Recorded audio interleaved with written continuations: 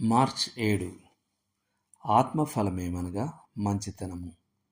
గలతీలకు రాసిన పత్రిక 5వ అధ్యాయము 22వ వచనం.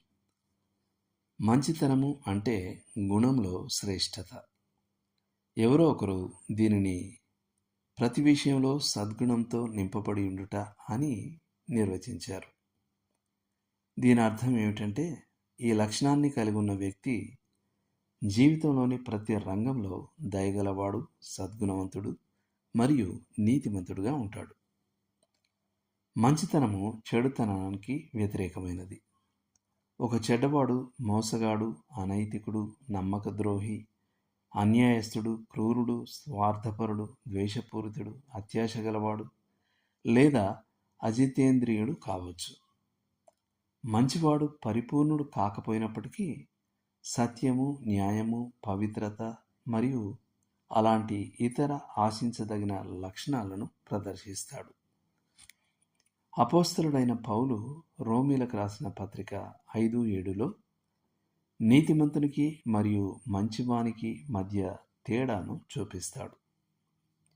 నీతిమంతుడు తన వ్యవహారాలలో న్యాయంగా, నిజాయితీగా మరియు సూటిగా ఉంటాడు. కానీ అతను ఇతరులతో అంటి ముట్టనట్లుగా ఉండవచ్చు. మరోవైపు మంచివాడు ప్రేమగలవాడు మరియు ప్రేమింపదగినవాడు. నీతిమంతుని కొరకు ఒకడు చనిపోవుట అరుదు. మంచివాని కొరకు ఎవడైనా ఒకవేళ తెగింపవచ్చును. అయినప్పటికీ మంచితనం దృఢంగా కూడా ఉండగలదని మనం గుర్తుంచుకోవాలి. పాపాన్ని చూడనట్లు వదిలివేయడం లేదా ఉపేక్షించడం మంచిది కాదు. అందువల్ల మంచితనం గద్దించగలదు, సరిదిద్దగలదు మరియు క్రమశిక్షణలో పెట్టగలదు. శరీరధారి అయిన మంచితనమైన ప్రభు అయిన యేసు దేవాలయాన్ని శుద్ధి చేసినప్పుడు మనం దీనిని చూస్తాం. మంచితనం యొక్క ఒక ప్రత్యేక లక్షణం ఏమిటంటే, అది కీడును జయించగలదు. పౌలు రోమా విశ్వాసులకు ఇలా రాశాడు: కీడు వలన జయింపబడక మేలు చేత కీడును జయించుము.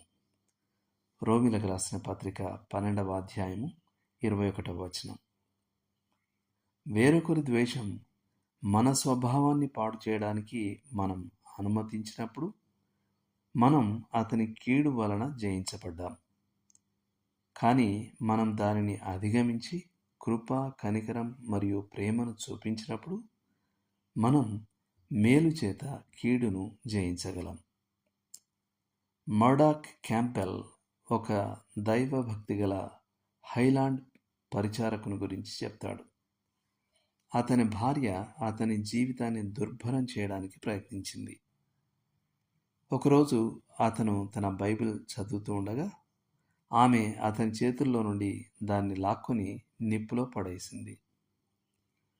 అతను ఆమె ముఖంలోకి చూసి నెమ్మదిగా ఇలా అన్నాడు: నేను ఇంతకంటే వెచ్చని మంట దగ్గర ఎప్పుడూ కూర్చున్నట్టు నాకు అనిపించలేదు. అతని మంచితనం ఆమె చెడుతనాన్ని జయించింది. ఆమె ఒక సుందరమైన దయగల భార్యగా మారింది. క్యాంపెల్ వ్యాఖ్యానించినట్టుగా యెజబెలు లూదియాగా మారింది. అతని ముల్లు కలువ పువ్వుగా మారింది.